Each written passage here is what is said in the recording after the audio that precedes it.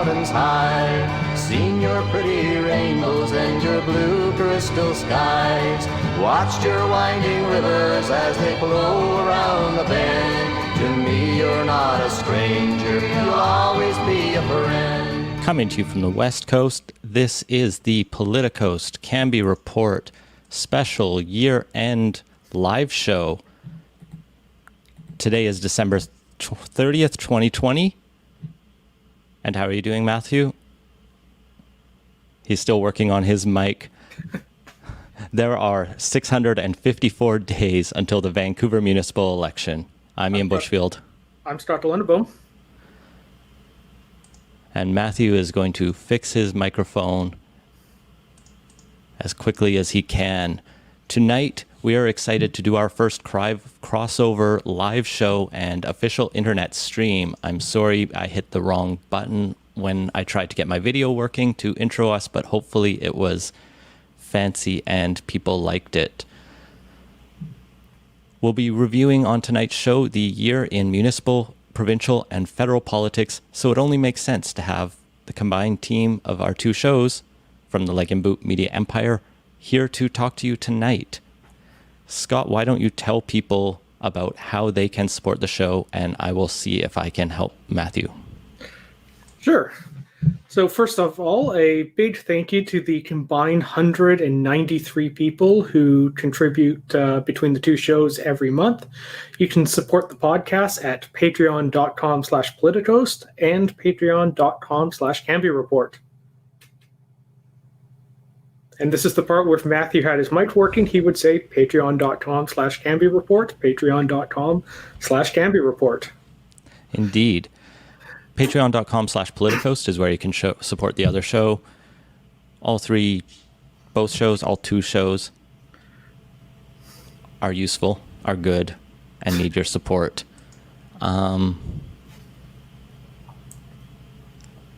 Matthew, I don't know what to suggest. If you can hit the cam mic settings at the bottom, maybe you can switch to the other microphone. You did manage to mute yourself and unmute, but other than that, maybe I will bump Matthew out for a second. If he can restart his Chrome, that might help, or his browser, that might help. Scott, why don't you lead us into the top story in Vancouver politics from your point of view from the past year? Okay, certainly. Well, I think on all three levels of government, top story absolutely has to be COVID. So we'll briefly touch on that one first before kind of jumping into kind of the three individual stories we picked out for the year in municipal politics. So overall, I think the city probably had the least direct responses to it, but nevertheless, it had to do a fair bit. Revenues were down significantly, leaving the city to scramble, and a provincial government that was a little stingy on the aid to larger cities didn't help that.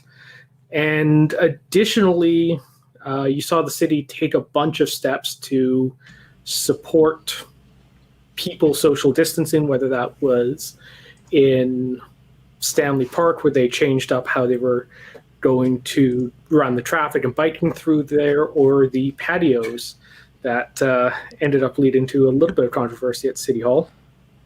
Yeah, the city, as we kind of saw across the country, has very limited tools to deal with COVID. And one of the things I think we could touch on, if we want later in the provincial section, is how BC managed to avert having each municipality run their own little approach of shows, own little approach of how to deal with COVID by mandating one law across the province. And I think that averted a lot of chaos that we might have seen. And I think we saw a little bit in other provinces.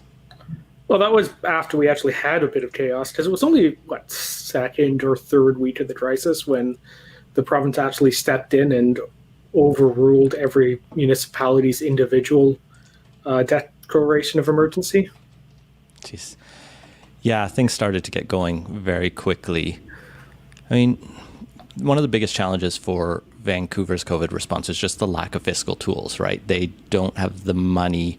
When they begged the province for it, they struggled. They didn't get as much as they wanted, and they had to ultimately resort to reaching out for a budget increase, but they didn't want to make that too onerous. And so we settled on this 5% property tax hike to cover the massive shortfall, and then an across the board kind of status quo to cut austerity budget.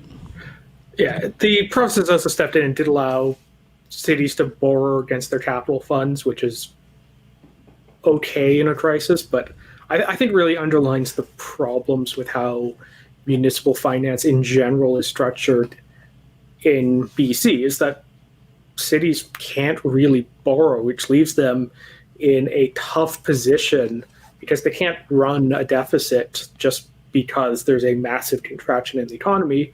That's only going to last a year or two, and hopefully by 2022 everything's bounced back. There's no big holes in revenue or anything. But the fact that they weren't able to just put out some bonds for a couple of years and ride it out like the other levels of government have, I think underscores a kind of big weakness in just structurally how the province runs its municipalities. And that is something the provincial government will hopefully take a look at, because municipal government overall is long overdue for reforms kind of structurally. It's a very busy time of year in many ways, and it's very not busy in others. Scott, you wanted to talk tonight about Kennedy Stewart's failed six-packs plan. I think Matthew and I talked about this a little bit on the podcast, Cambie Report. Why don't you approach it from your point of view? Sure. So when we were planning this episode out, we were kind of looking at what was kind of like the big thing that happened this year, besides the very obvious thing that has covered everything, which would be COVID. And what I actually came away with wasn't so much what we did in the city, but what didn't happen. And Kennedy's attempt at getting a very minor pilot project passed in September of this year, I think, is emblematic of a city government that actually just hasn't done much after over 2 years now since the last election. And in this case, what Kennedy put forward was a proposal to allow up to 6 homes on lots that had previously just been single-family detached, on the condition that one or more of those homes would have to be reserved for specific incomes, in this case between $80,000 and $120,000 household income. And the thing went down in flames when it actually went to council, failing 7-2, with Councillor Christine Boyle and Mayor Kennedy being the only ones to actually vote on it. And I mean, technically it was punted long into the future, so it's not dead. It may come back. It just needs a lot more study. For all intents and purposes, it's dead. We're not going to see anything come of this, really. I mean, there might be like a line in the citywide plan whenever that thing gets done. And that was the other thing that one of the many things that got scaled back as a result of the COVID crunch. So that itself has been pushed off by a couple more years, and the scope is being narrowed. But this is just emblematic in general of the challenges this council's had actually getting anything done. And everyone on council kind of came in with a situation where housing was the top issue. Everyone kind of wanted to see changes, but nobody could really kind of agree on what was going to be done on that. And as we've seen, that has continued through now. And as a result, even something small like this couldn't get done, which is pretty terrible, because all of our attention's been taken away because of the pandemic, but there are still very serious problems in housing in Vancouver, and we're not actually seeing a council that's willing to put any political capital down and actually take action on that.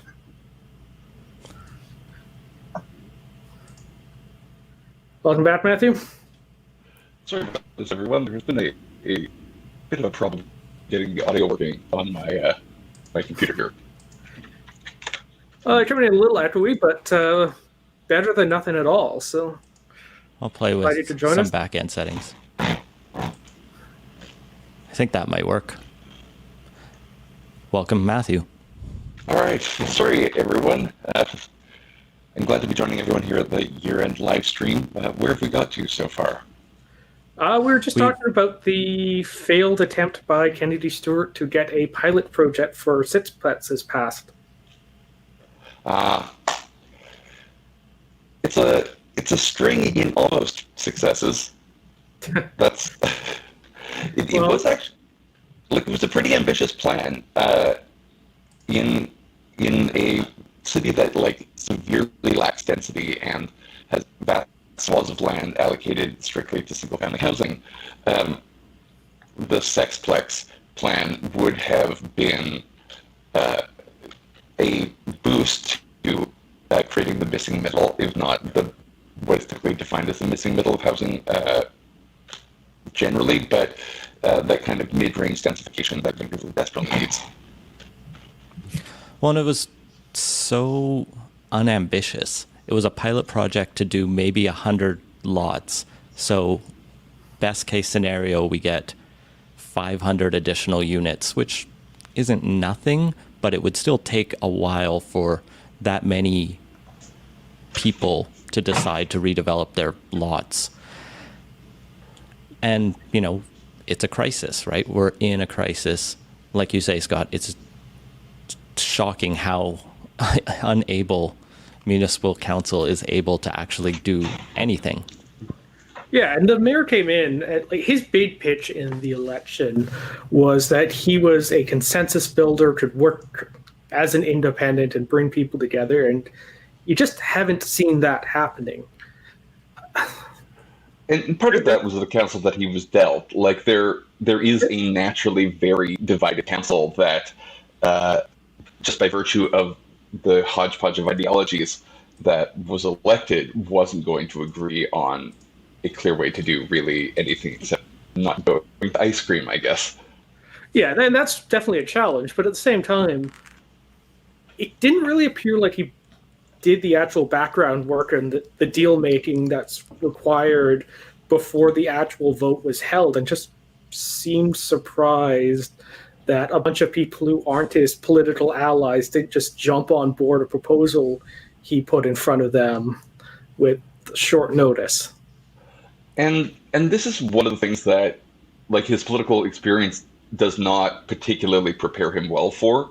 There isn't a lot of horse trading at the individual MP level at federal parliament, particularly in the NDP, where one, there was a lot more caucus and ideological unity, and two, that kind of dealing is done by House leaders and whips rather than and party leaders rather than individual MPs. And I don't actually know whether Stewart had a House position, but it is a different beast working with a whole range of 10 other actors versus what is effectively 3 other actors.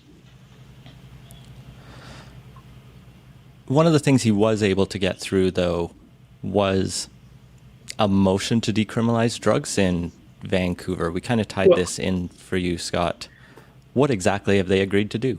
They've agreed to write a letter to the government of Canada asking them to decriminalize drugs by providing a citywide exemption to the controlled substances laws, which I guess if nothing else, Kennedy Stewart's gotten a lot of practice writing letters to various other levels of government. The problem is, by itself, those letters don't accomplish a huge amount. We haven't actually seen also the deal making and kind of the background work that's needed to turn those letters into action by the other levels of government. So symbolically, it's good and fine, but it seems to be mostly symbolism. It hasn't amounted to much. To the extent that the letter will achieve anything. It does put Stewart on record as having what is one of the most radical approaches to drug policing in North America, really, short of Portugal and I believe now Oregon. This would bring us up to the Oregon level that recently passed in the U.S. election. Unfortunately, the municipal government doesn't actually have the ability to do this, nor does it have the ability to affect policing in the same way, as we found out on other Cambie reports, as the police board was just saying no thank you to very hoped for changes brought forward to them by council. Council has written a lot of letters.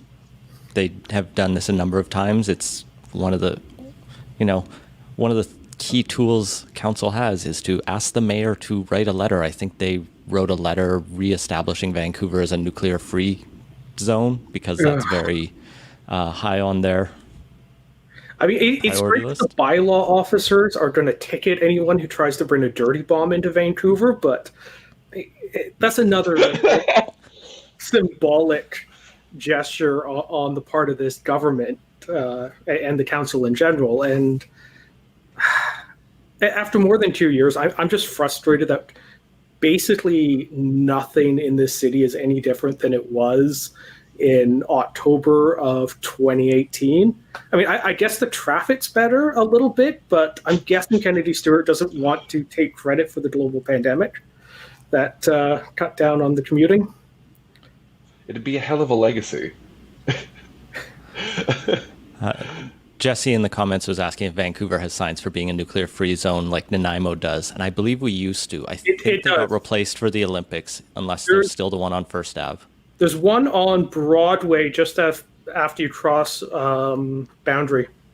And as you come up from the airport or on Oak Street, there is a nuclear-free city thing, which just has a picture of a mountain, which doesn't really speak to much. But it's kind of unfortunate because I want to drive in the other direction. I don't think that there is going to be a solution to long-term energy needs without some kind of nuclear power. And while I understand that probably building a nuclear reactor right in the heart of Langara Golf Course is probably not the ideal place for it. We probably are going to have to look at moving towards nuclear power in the next 100 years if we want to live on a planet rather than die on it. Well, from the virtue signaling of Vancouver Council at the boundaries of the city to the collapse of virtues, the story I wanted to touch on was the NPA's rough year as a party and as a caucus. So, sorry, is this the party or the caucus you're talking about? It's kind of both of them, right? So, indeed, the splitting of them in twain is the whole genesis of this thing.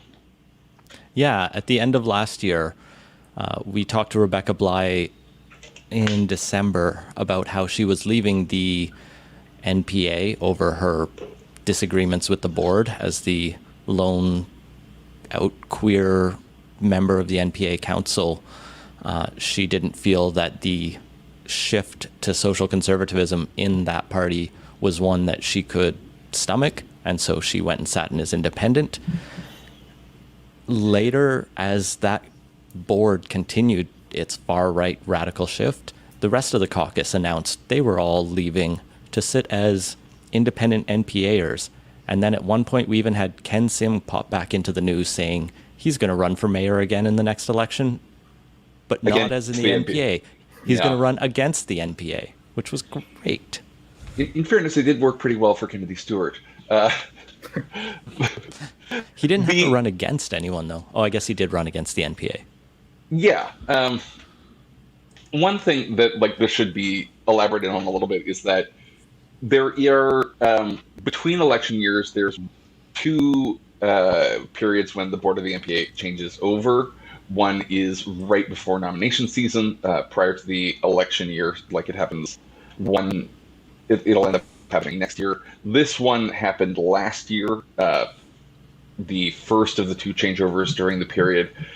On the new board, a lot of people who had ties to far-right media groups or anti-SOGI groups or some extreme right-wing other affiliations were elected to the NPA board. This caused the both currently and more historically left-wing NPA caucus. The NPA has functioned oftentimes as a group of businessmen who will select a group of representatives of Vancouver that they feel like they can live with, and then they become the city council, but it's the businessmen who are picking the nominees. That dynamic has ended effectively, at least for the foreseeable future, if this board is able to hold sway.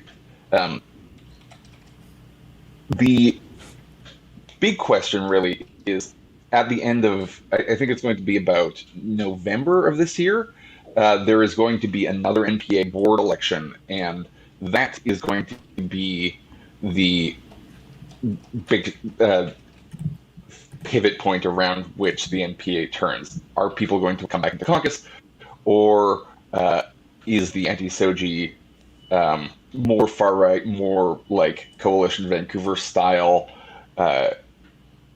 representatives or board members going to hold power into the future? And if so, where do the current NPA councillors go? That's a good question. Elections have a way of trying to bring everyone that are nominally on the same team together. So I could see them trying to mend some fences, but at the same time, this is a problem that center-right parties across the Western world are struggling with right now, which is kind of very active base members who are fairly offside with the general electorate and are trying to push parties in directions that they think is right, but probably is not going to be electorally viable.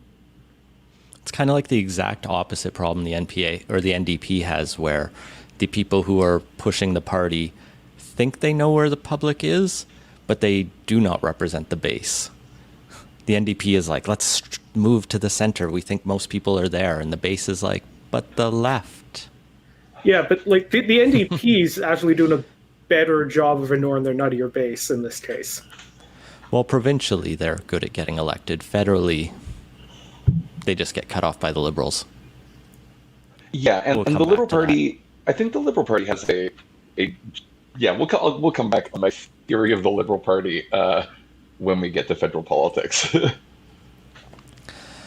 So the NPA will be the thing to watch definitely in the next year, especially as we get into the home stretch of the lead up to the next election. Like we say off the top, only 654 days left until that happens. Make sure you're registered to vote. Matthew, maybe as one final story on municipal politics, do you want to sum up the fun that has been the Michael Wiebe conflict of interest drama, unless you have a different highlight from municipal politics? No, we'll do the Wiebe-gate. Because of course everything, it's patio-gate, I guess. Patio-gate is better because there are patio gates. In fact, one on Michael Wiebe's 8.5 restaurant. So, at the beginning of the coronavirus pandemic, catastrophe. We could not eat indoors anymore, and on March 17th, the city shut down. Moving forward, the city council and powers that be tried to figure out a way for cash-strapped businesses, particularly restaurants, who also served as an essential service, creating dine-out meals and delivery options, to provide them with additional seating so that they could maintain some of their capacity over the summer months.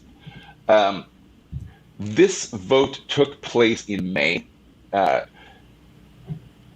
It passed almost unanimously, I believe, if not unanimously, and Michael Wiebe voted for it. A couple of weeks on, Michael Wiebe's restaurant 8.5, which is just over yonder, and the another restaurant downtown that he owns a investor sharing, both qualifying for patios under this program. Then, in June, this is reported in one of the regional papers, I think it's the Vancouver Courier. Later on in the summer, it is announced that a group of people, particularly those affiliated with some newly elected board members of the NPA. Just muted as we've had some issues with Matthew. Hopefully he notices. I know he's in a good stream of consciousness about this. So the Michael Wiebe stuff has been an ongoing challenge. It seems like it shouldn't be a thing. There we are. Okay, excellent. So, Michael Wiebe had three defenses effectively. One is that the interest was held by electors in common. The next was that it was so minor an interest that it was not germane to the vote. And then the final one being, it was done in good faith and not in a manner that was deliberately designed to advance the pecuniary interest of the city councillor to the detriment of other people. So, like Ian and I did some fairly dense looking into this over a couple episodes of the Cambie Report, and I do recommend going and reading them, particularly where Michael Wiebe's responding to the petition, which kind of outlines his arguments. Now this is going to be going to Supreme Court, and we do not know exactly when that's going to be ruled on. It is kind of unfair, I think, to Vancouver electors for this to have dragged on all the way from May to X month in next year. It would necessitate a by-election, and that effectively puts us in the same political situation where we were in 2017, where a vacancy opened up, and that was the one that I mean, a by-election right now would be really fun. But like you say, like you say, it would give us something to talk about. Uncertainty is unfair to electors. It's why I think we've seen Michael Wiebe take a absurdly cautious approach to conflict of interests at council, voting even, or recusing himself even from votes on library fines. Not clear why. Maybe he has some, but come on. You can vote on whether we can have library fines, Michael. Or the things influencing, was it Easy Park, that who he's only on the board of because the city appointed him to it, and if he's not going to actually vote on it, what's the point of having the city pay him to be on it?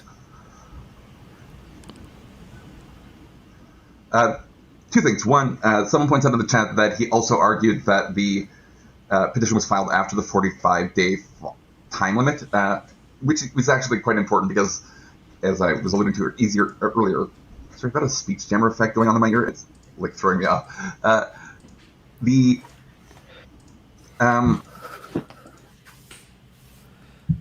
petition is supposed to be filed within 45 days of the original violation coming to light. When that is debatably either the date of the vote or the date that it was reported in the Courier. Suffice it to say, after a city conflict of interest investigation that kind of concluded that Councillor Wiebe had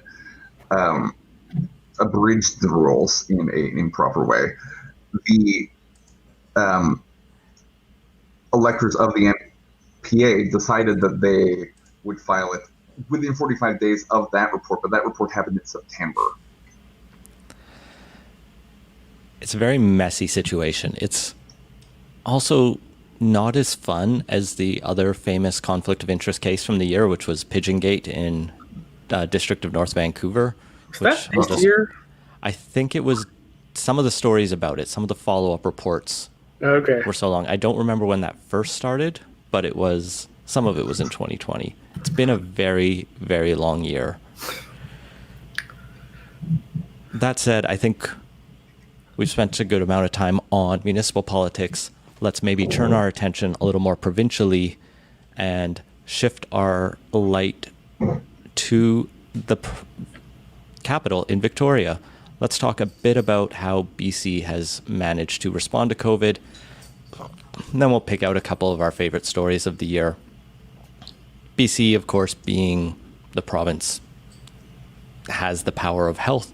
And so its response is probably biggest in our minds, at least, because they're the ones in charge of it.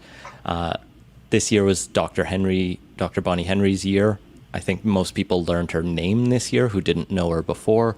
And Adrian Dix really came into the spotlight like no one really expected, I think.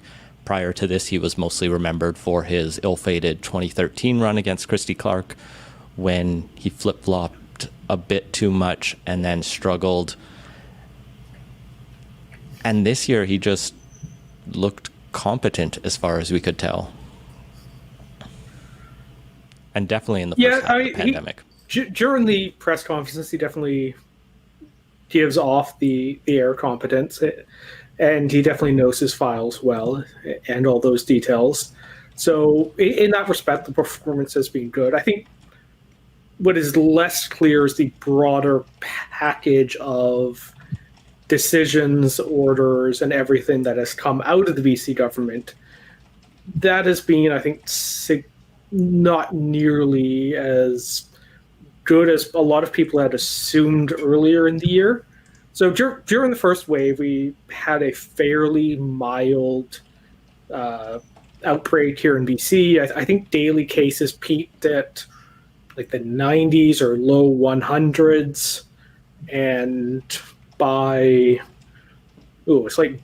June we were down to something like 10 cases a day, and I think that resulted in a lot of people kind of taking the impression away that BC was handling this particularly well, despite the fact that the public health had actually taken a pretty soft hand and light touch during the first wave, and then throughout the second wave that kind of started in August and really peaked in, I think, early December, is when the highest case counts were. We haven't actually performed all that well, and the government has been, I think, slow to react. It's been taking a very kind of cautious wait-and-see approach, when I think a more decisive action would have been ideal. Like, just as an example, it was not until something like November 20th when the province finally decided to take the masks that they've been recommending since May and actually make it a requirement that people wear them. Yeah, I don't know how much of our initial response was luck versus, smart decision making by Henry and Dix and others. I feel like and there was also a lot of collective buy-in early on that was really good to see. We had people actually shut things down voluntarily, so there wasn't as much need early in the pandemic to force it on people, and that did a lot of the legwork, I think, for the province. We haven't been able to get that same level of social buy-in recently, so how we're going to go about going forward. I mean, I'm hopeful with the latest numbers I've seen that the actions since mid-late November are having a big effect, but to be determined. Yeah. And I think I don't know if he can hear us, but I think I bumped Matthew's audio off, which means that he can no longer hear us, which is why he's probably not saying anything. Okay. No, I'm back. You are. I'm back, and I can hear you now. Okay. It was a brief moment of terror, and the fun of doing this all live. Matthew, what's been your perspective on how the province has managed this pandemic?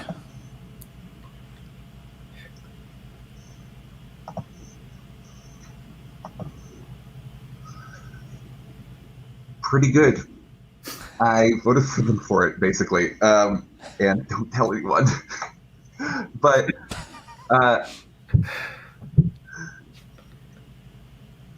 the province did a pretty excellent job, both in elevating a clear and concise and capable leader. Having Dr. Bonnie Henry on tap, I guess, as provincial health officer was a good stroke of luck, and she has turned out to be a charismatic and calming force for the province. The uncertainty at the beginning of the pandemic, I think British Columbians responded particularly well to, because we just decided to extend the cocoon period when Vancouver is uninhabitably rainy for a couple more months. At some point, though, the tyranny of the sunny day speaks out and calls to you, and you have to get out to the park and you have to get out to the beach. And as it turns out, both of those are relatively safe activities as well. Now, though, as we are being forced inside again, it's going to be more of a problem. And I hope that we can keep in mind that this is only going to have to last us a couple more months, like 7 more months. But without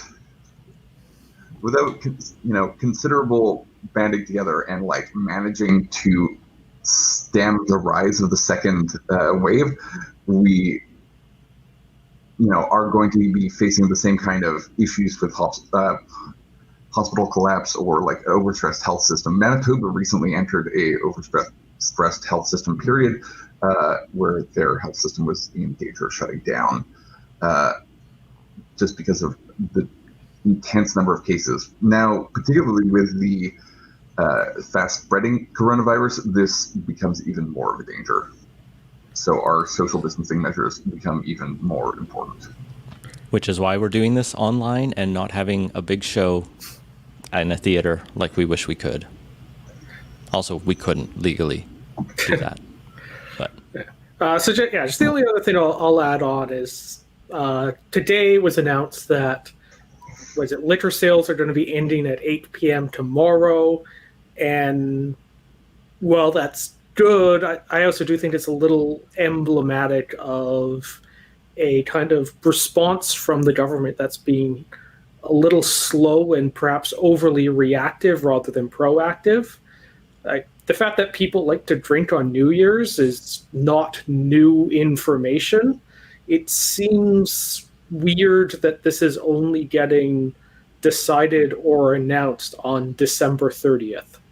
And there's a dozen other things I could point to throughout this where the province has seemed to kind of taking a wait and see approach, where I think a more proactive approach to things would have probably been more effective. And hopefully when this is all over, we have a nice, Royal Commission or whatever to do a full after action review of everything that's gone on in 2020. When the Cullen Commission is done its public inquiry into money laundering, they can do a public inquiry into how decent our pandemic response was. Yeah, a lot of lessons learned from this. I think both good and bad. The great thing about BC is we can always grade ourselves on a curve. We can point to other provinces, especially like Alberta and America, that are worse. Yeah, but that annoys me so much because that is a huge part of what was, I think, wrong with how British Columbians have approached this, is that in general, Canadians have a tendency to want to grade ourselves on a curve. And as long as the US or Europe or the UK or even Alberta is doing worse, we generally find ourselves being satisfied with the outcomes, even if they are objectively not great. Why was it generally considered acceptable that we'd have case numbers in the 700s rather than the 100s we were having at the peak of our first wave? The answer is because other places have it worse. It is really why there hasn't been a bigger reaction to that. Well, let's jump into what we think our top stories from the year in BC politics were, aside from COVID, and obviously COVID affected everything. I'll lead off. We got a question in the patron Slack from Sancho about, and a suggestion about the Wet'suwet'en protests and the MOU that was signed as one of the highlight stories. This was something we talked a lot about early in the year. These protests somewhat shut the country down in January and February with rails being blockaded. There was a lot of headlines in it. And pretty much by the time the pandemic really shut everything down in mid-March, it was unclear whether it was going to keep getting bigger or just manage to find some kind of reconciliation. And instead, everyone's attention got turned to everything that was being canceled.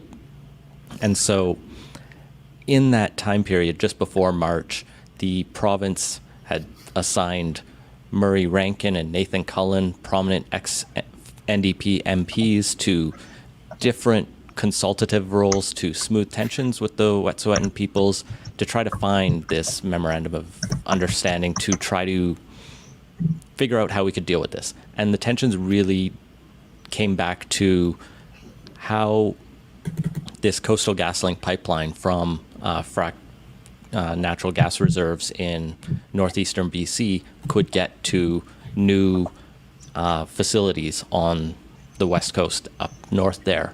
And the elected councils had all signed agreements with Coastal GasLink, but many of the hereditary chiefs who represent a lot of the unceded territory that this pipeline was planning to go through had not agreed and had been vocally opposed to it.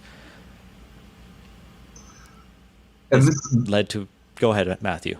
Yeah, this is one of the areas of Indigenous or Aboriginal law that is kind of approaching a settling point.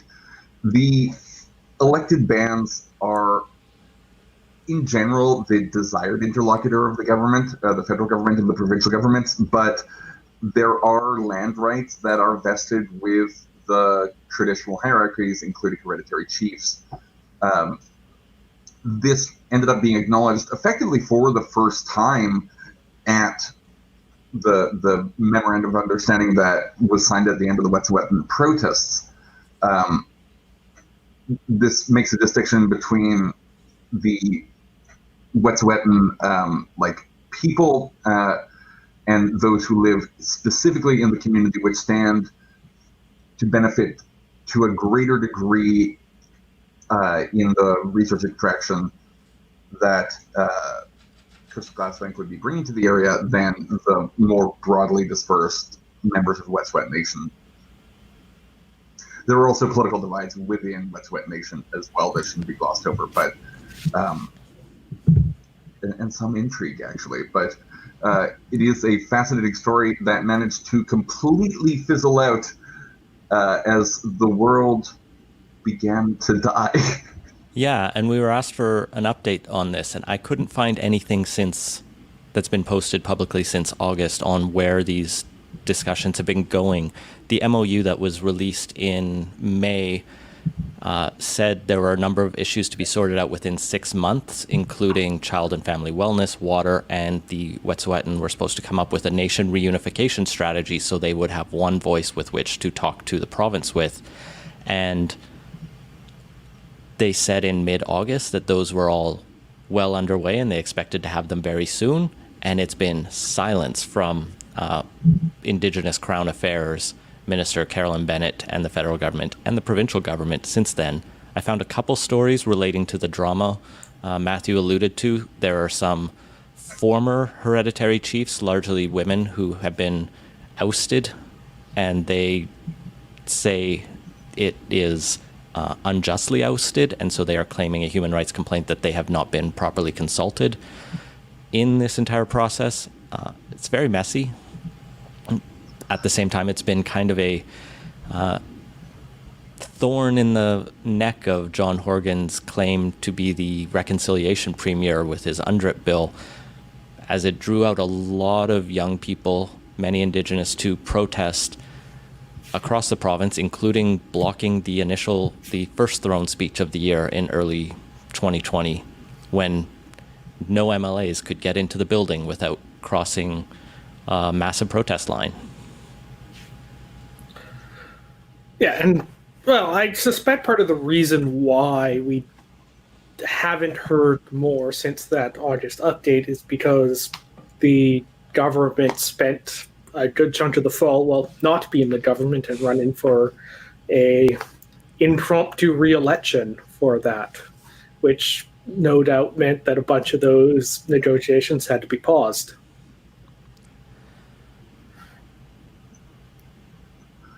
I would imagine that that's part of it. I also think that resolving the internal issues between Wet'suwet'en and I believe Wendat, which is the municipality effectively, or the regional government that's under the auspices of the First Nations Government Act, that is going to be a more challenging discussion for within the community. I wonder if they end up with some kind of like bicameralism or something like that, because both hereditary and elected governments have merit, I think.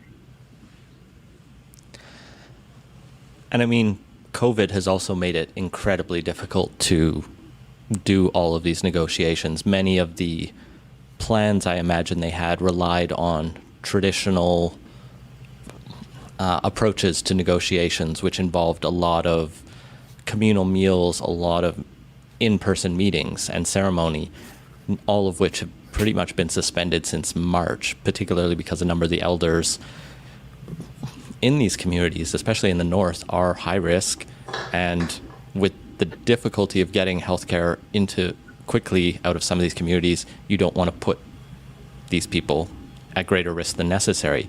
I know a lot of it has been done by Zoom, but you know, there are limits to online technology, as we can see tonight and as everyone has experienced over the past year. So it's understandably going slower than expected. And the other challenge is the MOU explicitly ruled out solving the Coastal GasLink question. It said we are only going to look forward, and that pipeline is just going to be left hanging. It's probably going to be built. It's being built, parts of it, and basically, I actually still think that the Wet'suwet'en hereditary chief scored a pretty big strategic win in securing the recognition of the federal government that they were the legitimate representatives of the Wet'suwet'en with respect to land title.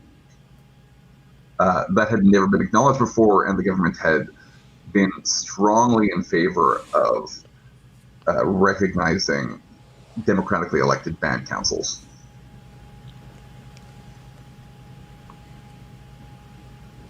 Well, you touched on the election and whether that may have impacted these negotiations or not, Scott, but that was definitely one of the big stories of the year. So why don't you take us into that?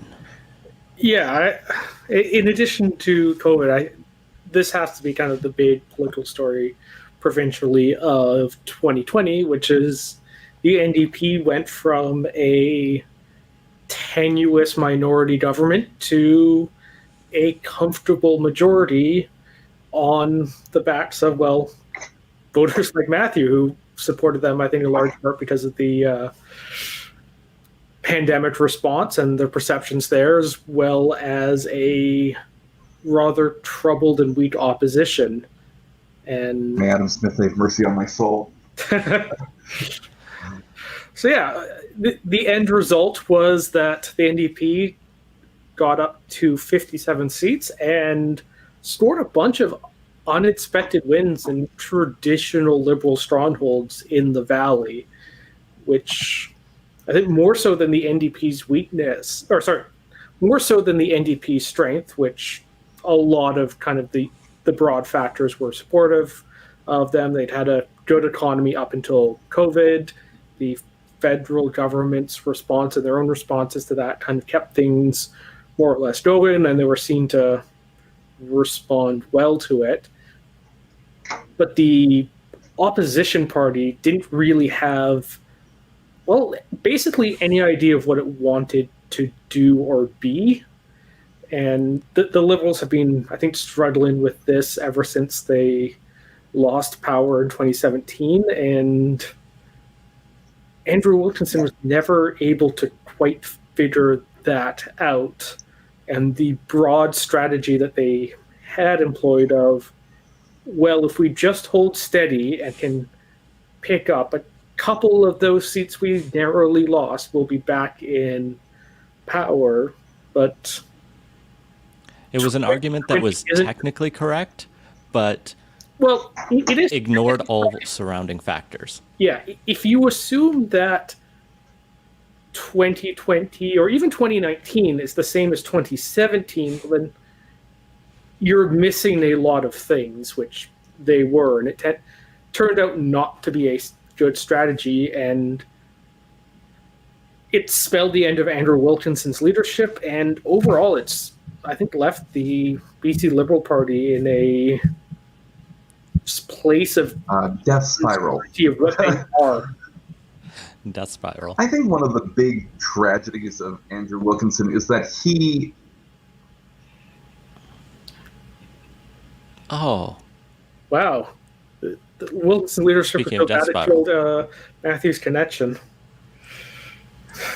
I mean, so Wilkinson started the election with a weird pledge to cut the PST. So I actually think the PST promise could have worked if it was paired with a more comprehensive plan. That you could do like okay, we're in a crisis, people are struggling, we're just going to cut everyone's purchases, the cost of that, by 7%, except for foods, which is already PST free. That could have been done if you then gone, okay, and then we're going to pair that savings at the cash register with these other things we're going to do to help people out and, you know, build a better, stronger BC or whatever slogan they wanted to run on. But if just doing the PST cut kind of was at best a half plan that left them kind of just hanging out there, unsure what to do once that announcement was put out. Well, and I think we saw, particularly after the election, a lot of stuff come out about the back rooms of the BC Liberal Party and how dysfunctional it was. There was a couple of stories on how dissatisfied staffers were, people within the party, about the role and the approach Andrew Wilkinson had taken. And I had kind of gotten the impression, based on his leadership campaign, which highlighted women in the party and highlighted prominent female voices within his leadership campaign, that it wouldn't be the worst. But it turns out there was a lot of allegations against him in terms of just a sexist attitude where he would speak over women and demean people within his party, which led to a number of the big scandals during the campaign, like the leak of the roast for Ralph Sultan that pretty much ended Jane Thornthwaite's political career when they, attacked Bowen Ma, who's getting the typical amount of love from Joe in our comments, as he would usually throw at her. There was also the Laurie Thronis scandals throughout the campaign, and his inability to deal with Thronis. Since pretty much becoming leader, Thronis was removed as a candidate after the candidate deadline, so still appeared as a BC Liberal on the ballot, but did lose his seat in the end. Thronis and the social conservatives like him, I think, kind of also hint at a bit of a problem right of center parties have. In the past, social conservatives were seen as part of the coalition, maybe the part you don't emphasize, but you kind of need their vote, so they're kind of loyal foot soldiers, but they're not going to be the ones setting social policy, and you just kind of need to keep them in the tent. But I think increasingly that is no longer viable, as I think the general public's tolerance for that, even when, nobody would have expected that if Andrew Wilkinson had won, that he was going to put Laurie Thronis in charge of social policy in BC. But regardless, too many people were uncomfortable with just having a tent that broad, and how parties on the right navigate that going forward is just going to be a challenge, because talking to a few liberals I know, like there was a sentiment among some of them that, yeah, these were outdated views that need to go, and there's also a sentiment that, why are we kicking out someone who's been a loyal liberal for years? And those two things need to be reconciled, and I have no idea how you actually do that in a way that leaves a electorally viable party coming out of it.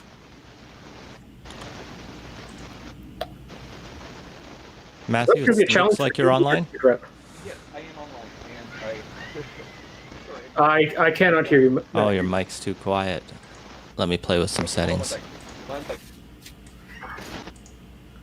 Here we are.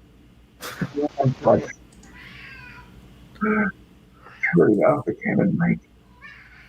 Okay. Let me. So, Lori, I don't know. The whole Wilkinson idea is a bit of a false start to me. Like, Wilkinson is a very cautious, ideal candidate to be electing as a party leader for a party that is already in power. And I think that's what the BC Liberals thought of themselves as, even though they had lost power after the political machinations that went on after the 2017 election. The subsequent alliance of the Greenland NDPs didn't feel like a loss to the BC Liberals, and so they didn't act like they lost. And so they elected their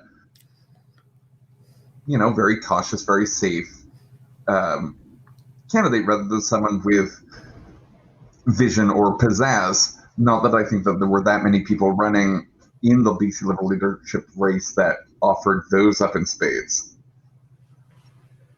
The reckoning came later. I think the other big storyline out of the election was, going into it, everyone kind of expected the Greens to just get wiped out, except Greens, of course. Greens are the eternal optimists, because you have to be when you support a third party, third, fourth, federally, I think it's fifth, sixth place at this point, who, a party that doesn't tend to elect too many people, but is on the upswing. Sonia Furstenau had just become the leader. She'd surprisingly narrowly won over Andrew West. That's not right. Cam Brewer. Andrew West was federal, and he did not do well at all. Cam Brewer. Furstenau's was expected to win, but the fact it wasn't a super easy win was a little bit surprising. But during the campaign itself, she was strong. She performed arguably one of the strongest in the debate. Horgan benefits from being the incumbent, and so he's seen as premier.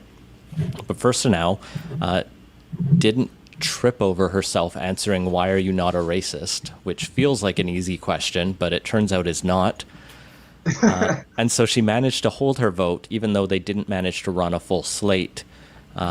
Did lose the one seat that they had in the last election, where Andrew Weaver had pretty much not campaigned against the Greens, but had been pretty chummy with the BC NDP. He endorsed the NDP, right?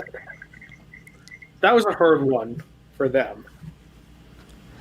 So, strong play by her. She had almost picked up a third seat on West Vancouver Sea to Sky, which would have broken them onto the mainland.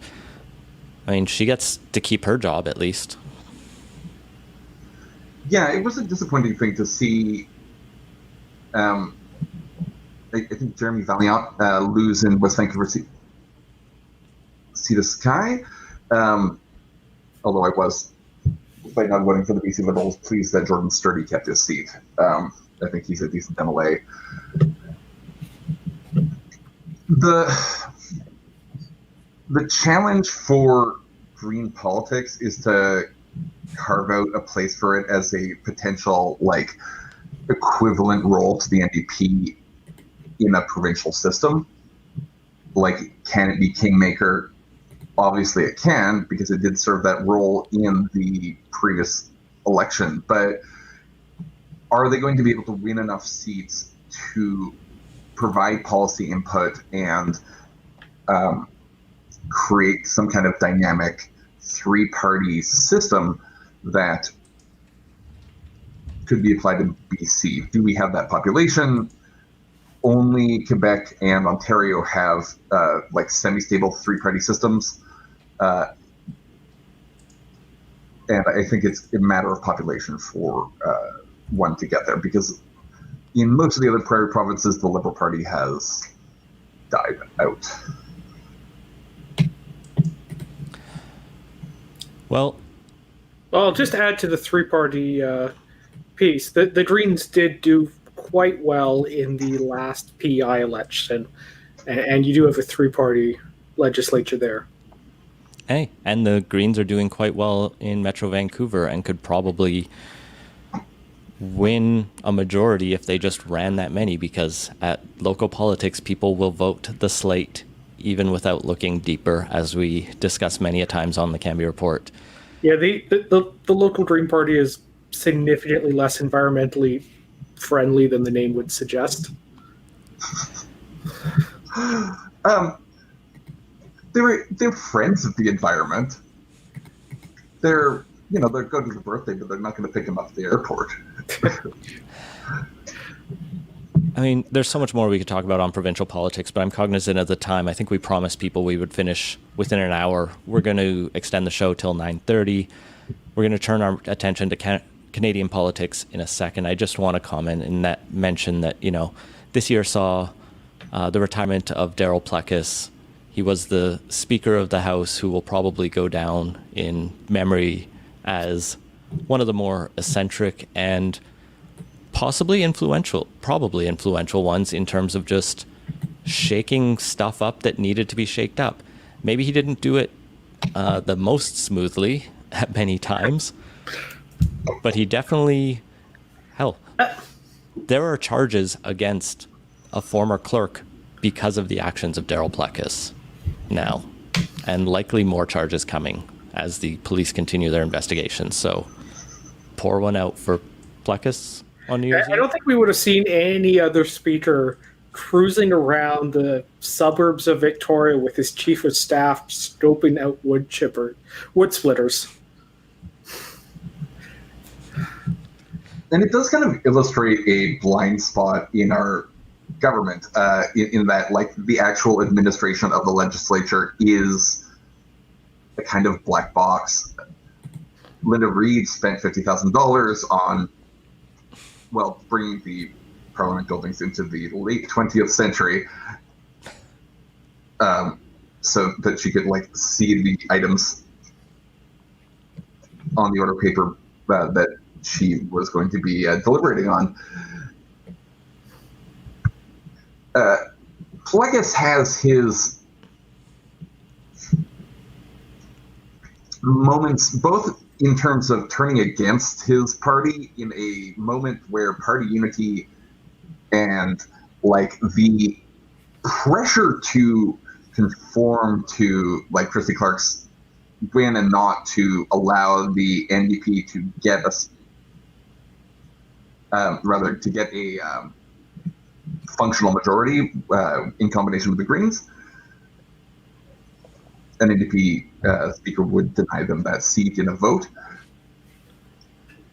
But, finding errant wood chippers or log splitters.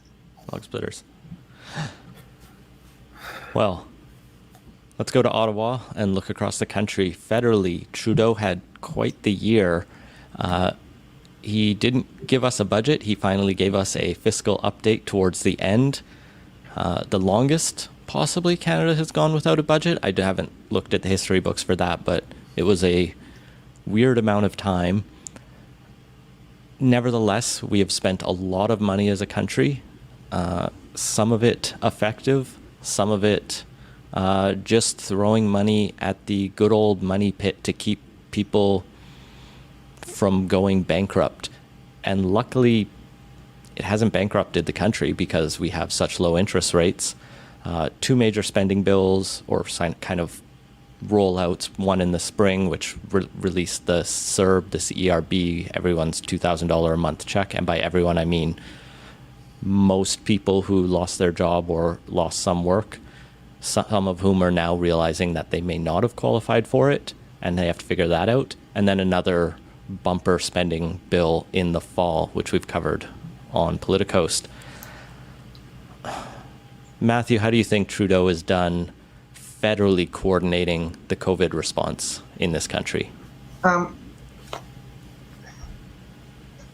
Starting out middling, ending strong, I guess. I think the COVID response has been generally a success of federalism as a system. The provinces have been very keen to swing their hammers, and the federal government has been coordinating a procurement program both for personal protective equipment and for the vaccines. Admittedly, they kind of failed for the personal protective equipment procurement, ending up with far fewer mask, gloves, face shields, etc., that we needed. In fairness to the government, they did learn that lesson and were able to get ahead of themselves on ordering way more vaccines, actually, than there are people in Canada, is my understanding. I think it's 10 to 1. The excess apparently going to be... I think it's 10 to 1. 10 doses per person. Yeah, although that's 10 doses per person, although many of those require 2 doses per person, so... And we don't know how many will ultimately pan out, too. Right now, we've only approved 2 of the vaccines. If those 2 are the only ones that are actually viable, I think we'd still need to exercise our options to buy second rounds of those. But, we get a couple other ones, we should be in good position. And the other thing I'll mention on the vaccine is the government's communication on it was absolutely atrocious in terms of basically spending 3 weeks being unable to tell anyone when vaccines were going to be delivered, which just caused them no end of needless grief and spurred a lot of concerns from people who understandably saw a government that kept trying to dodge the question of when the vaccines are going to be here, and interpreted that as that probably means we don't have a good schedule for that. Part of the problem with the scheduling is that we don't have a strong idea of how that supply chain is going to work. And I bring this up primarily because I get to talk about Dippin' Dots ice cream. It is the ice cream that Sean Spicer, former White House press secretary, touts as the ice cream of the future. And while it might not be, in fact, it shouldn't be, it does have an ultra-cold storage system that could be retrofitted to use its existing infrastructure to deliver and store the Pfizer vaccine, which has to be stored at negative 70 degrees centigrade. Celsius. Yeah, I think it was actually negative 80. On the... Is there a difference? Yes, 10 degrees. At that point. Jesus. Between centigrade and Celsius, they're the same. They're the same scale, right? Yeah. Okay. On the COVID response itself, I break it into 2 kind of parts. There's the economic supports, which includes the CERB and the various small business programs. That, I think, was very successful, and the government gets high marks on. The other issues, some of it's procurement, some of it regarding borders, quarantine, all that stuff, are decidedly mixed. Remember back in, was it March, when the government or provinces and cities ended up sending their own police and bylaw officers to airports to start enforcing quarantines because the federal government had no system in place at the airports to deal with that. Just today, I think it was, the government made announcements about requiring a negative test within 3 days of a flight in order to come back. But that still kind of raises the question of, why is this being decided in December? And okay, you get a negative test 3 days before your flight, but you can still catch something in the intervening time. There's, I think, a lot of room to tighten up our isolation and quarantine requirements for visitors coming back. Just overall, those aspects, I think, at best get kind of part marks for. And I think something that mirrors federally and provincially with the response has been just a difficulty with information distribution.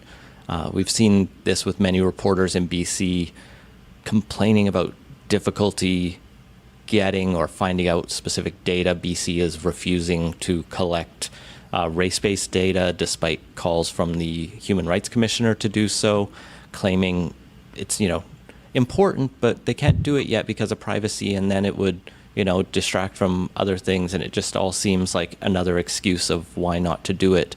And so we're getting more information than I think we're used to getting out of the health ministry, but it's also like a lot of paternalism still kind of built into public health at many different levels, where you just kind of have to trust them that they know best. They're deciding things behind closed doors, and they'll come and tell you what the decision has been, and you will trust that it was made on the best science, even when it's pretty clear that some politics will always enter into it, which should be fine if we can justify it and talk it out. Yeah. I mean, it should be politics of a policy discussion sort. It's bad when articles of health get totemified as culture war artifacts. Masks are useful, and while I find them annoying, and while I really don't like waiting that 45 seconds after I walk into a store and am immediately blinded, they're just very good at preventing the spread of coronavirus, especially if we all wear them. A 50% increase. Sorry, it's a 50% mask wearing population can decrease the spread of coronavirus by 75% because it decreases the number of interactions that between corona-positive transmitters and corona-negative targets by a factor in excess of that which is the percentage of mask wearers.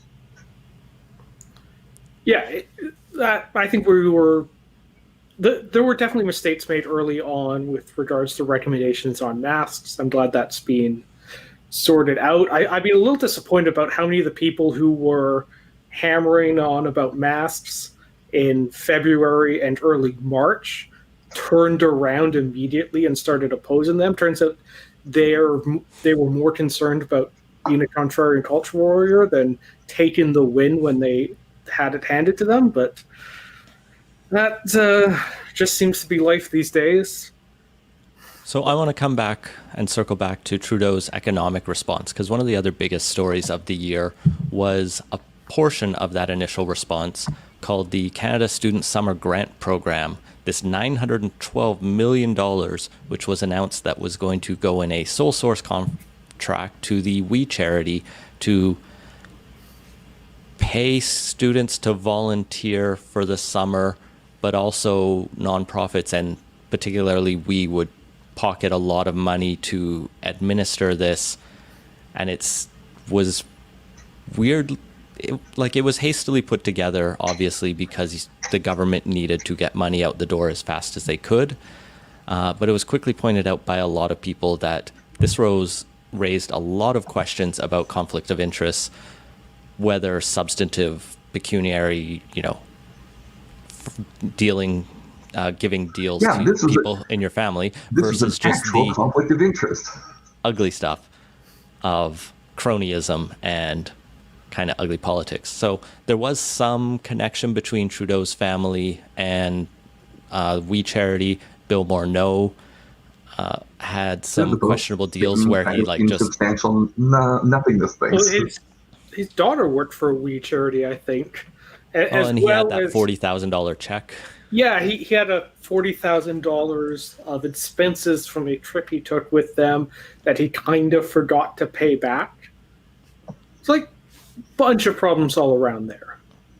And we never really got, like, I think, good definitive answers on this because Parliament got prorogued and everyone had kind of moved on a bit, and there wasn't a huge amount of new data coming or new information coming out. But there's still a bunch of unanswered questions here.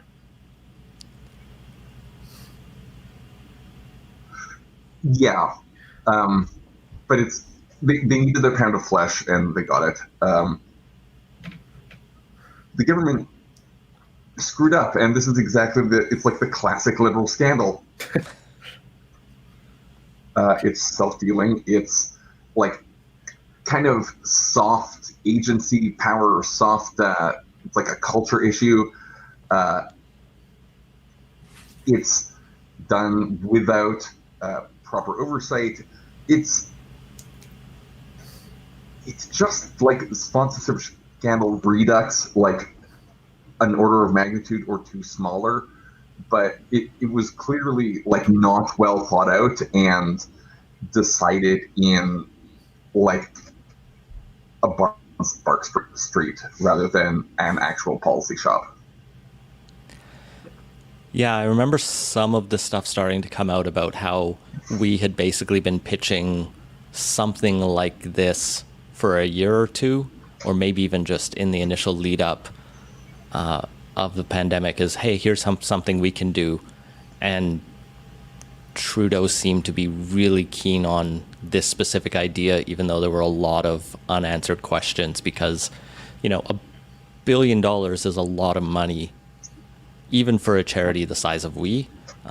Nevertheless, this whole controversy ended with We completely closing up shop. The Kielburgers are going to, I don't think anyone's heard from them in a couple months. They've just kind of gone They'll back to resurface basics. in a year, I think. Yeah. Doing something else.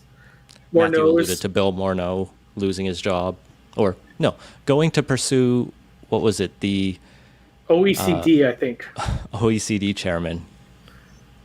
Yeah, so he's a private citizen now. Completely out of Parliament altogether.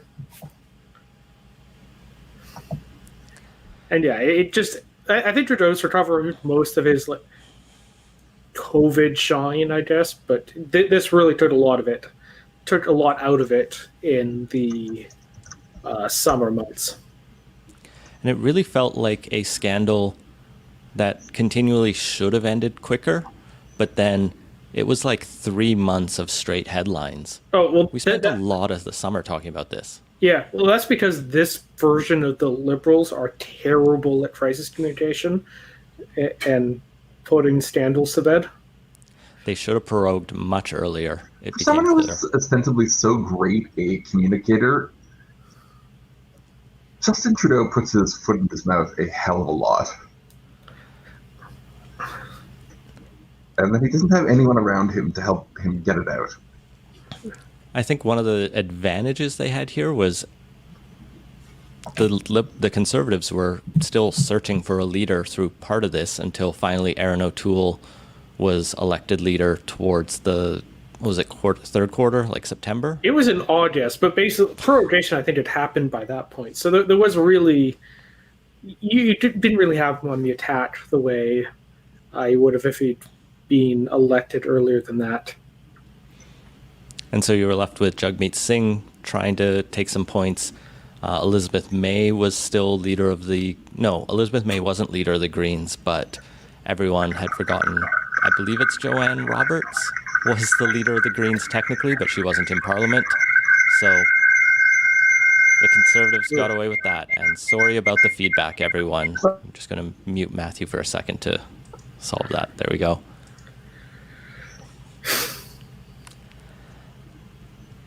final thoughts on federal politics for the last year. So I didn't pull out like a single story to talk about, but I think the theme that's kind of been simmering in the background this year and the last couple of years that eventually I think is going to have to be forefronted is what is Canada's place in the world, and that's been changing quite a bit. We lost out on a Security Council seat we ran for this year. There's the continuing tensions and problems with China. The U.S., while it looks like they're going to be leaving their deranged leadership phase, at least for the next 4 years, they still have some very significant problems that's probably going to take away from their role in the world as an active player as they have been. And Canada needs to figure out how it's going to navigate this changing global order, and nobody really seems to have any ideas on that or a coherent plan, and that's going to be something that's going to be really important going forward. Matthew, thoughts on the year? What happens when we turn the economy off and then try to turn it back on again? We're going to find out. Before, really. The economy has gone off. The economy has declined. The economy has collapsed. The economy has recessed. The economy has never been shut down. So I'm fairly hopeful about this. I think we're going to have a strong recovery once the vaccine is in place. A lot of people in positions such as I think all of us have generally kept their employment through here. We've been able to work from home. And, there's a lot of kind of people who've done fairly well in terms of being able to save a bunch of money throughout this, who are probably going to go on a big spending binge once there are things to do again. And that, I think, will probably bring back the sectors that were hardest hit by this pretty quickly. And the people who have not had household debt. Yeah, and the people who've not had our fortune of being able to stay employed through this and save a bunch of money, the CERB has generally kept them afloat and in decent stead. And once the pandemic is no longer an issue, I think we will see a fairly quick and sharp recovery.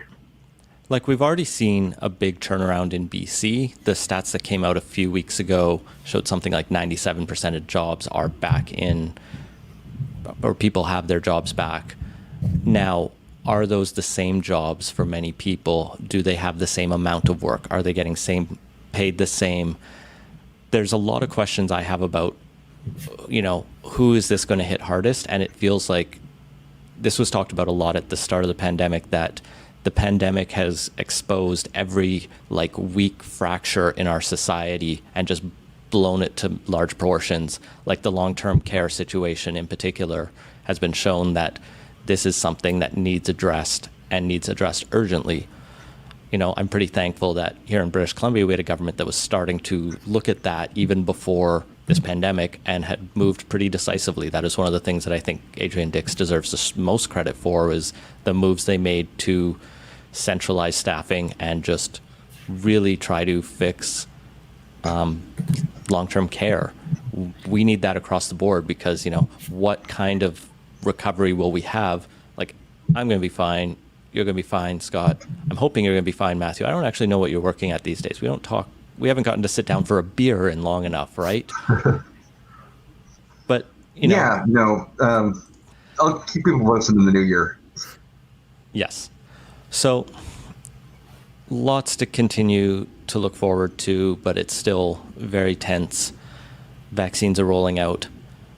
Let's close off the show with some reading recommendations. We were asked in Slack about after we re-released the PolitiCoast episode where we interviewed Rob Shaw and Richard Zussman about their book Matter of Confidence, what are some good books on BC politics, or even just what are you reading maybe or have read that you would recommend people take a look at while they still have a little bit of holidays or quarantine in which to do it? Right. So broadly speaking, I think there are kind of two types of politics books. There's the books about specific events, people, and whatnot, and that would be an example of A Matter of Confidence, which I definitely recommend, and I hope everyone enjoyed hearing the interview we re-aired. And then there's the books that I think influence how you think about politics, and those are the ones that I've selected here. So first off, I would highly recommend Why Nations Fail, The Origins of Power, Prosperity, and Poverty by Darren Asamoah and James Robertson, and the follow-up book they wrote, The Narrow Corridor. Both are kind of excellent books about, well, what makes a nation successful, and how institutions can either lead a nation to kind of prosperity, rule of law, and success, or cause a nation to fail. And it takes a very institutionalist look at it, and has influenced how I think about this quite a bit. Next up would be The Righteous Mind, Why Good People Are Divided by Politics and Religion, by Jonathan Haidt. He's a psychologist, and this book is really about kind of what motivates political thought and what motivates people to take the positions they do. He more or less breaks it down along, there's a bunch of what he calls moral foundations, or basically the big questions that people care about, and people who fall in different parts of the political spectrum score differently along these moral foundations. There's, I think, harm, care, and then loyalty, and a couple other ones. And it was really helpful to kind of help me understand how people who don't share my politics think. So I would recommend that. Next up would be Seen Like a State by James C. Scott. And this one's really about how states look at or try and make sense of the countries and the places they govern, and how the inherent complexity of reality has to necessarily be simplified into a simple model that states can then go out and measure and understand, and all the ways that that causes problems go as states try and comprehend the complex worlds they govern. And finally, since this is the crossover with Cambie Report, I figured I'd throw in a city-specific one, and this would be Order Without Design by planner Elaine Bartode, and that really kind of discusses how the underlying dynamics in a city and market forces and individual decisions kind of shape how cities work and where planning works and doesn't work. My recommendations are going to be a little less heady in terms of, I've read a number of heavier books, and I'm sure if I dug through my shelf, I could find them to pick out. But for more background on BC politics, one I really loved was Fantasyland by Gary Mason and Keith Baldry. It's an older book. It was written in the mid-late 80s during the Bill Vander Zalm regime, but it's about his rise to politics. And if you don't know the story of Bill Vander Zalm, he was really BC's like evangelical Trump in a way, well before Donald Trump was a character to consider. He was bombastic, he was offensive, Fantasyland was the Bible Garden themed amusement park he owned in Richmond, where he held a number of his press conferences, and eventually got into conflict of interest scandals over. He embarrassed the Social Credit Party, but also won an election, but then was, one and done kind of premier.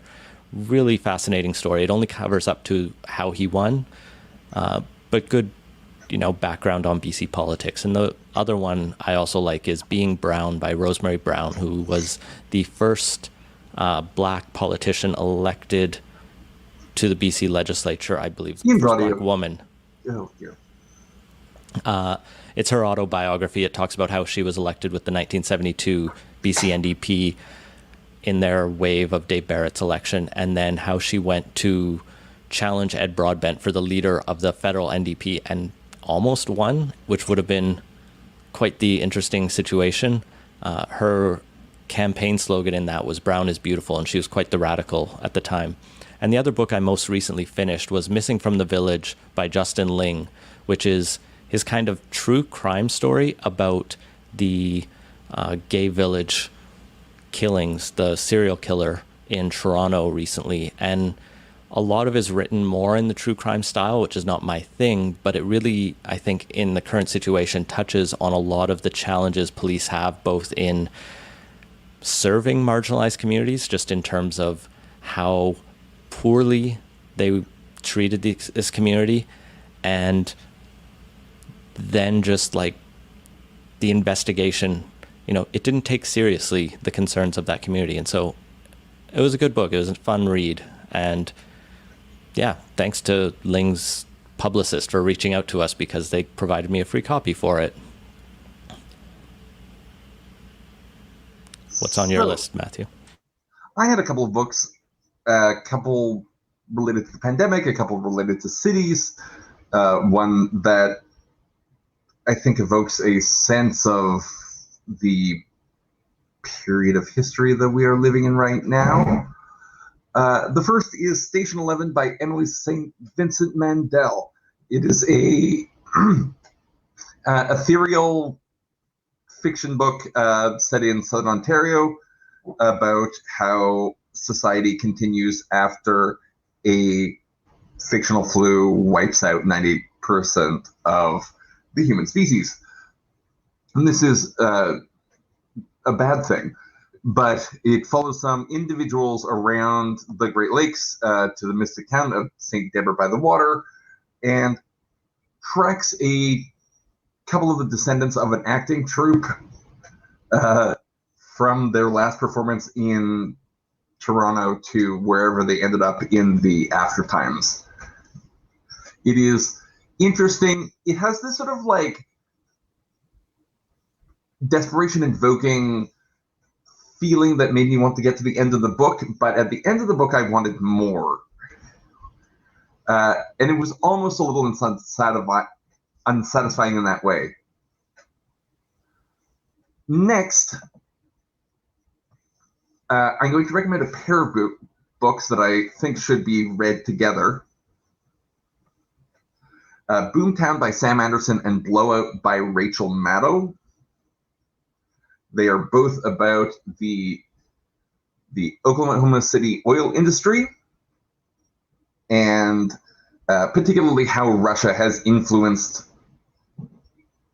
the development of that oil industry, and how Americans from Oklahoma have been active in Russia. Boomtown also focuses more on the development of Oklahoma City as a city, and in particular how the absolutely horrendous and chaotic Sooner land rush at the beginning of Oklahoma was one of the things that set the tenor for the state for the next 150 years of its existence. It also talks a lot about their thunder. Wasn't Oklahoma basically settled by letting everyone line up at the state boundary and, yes, and rushing out to claim land? So there are two types of people in Oklahoma settler history. There are the boomers, not to be confused with our boomers, but these boomers are part of the land boom. They all had to line up on the border, and they had a starting gun shot, and they raced out to claim their land in what was formerly Indian country. The other group are Sooners, who are basically cheats. They snuck into Oklahoma, hid among the best lands, and far faster than anyone could reach it, claimed it without participating in that starting line. Oklahoma, therefore, in homage to this event, calls itself the Sooner State. Finally, I want to recommend Woman on the Edge of Time by Marge Piercy.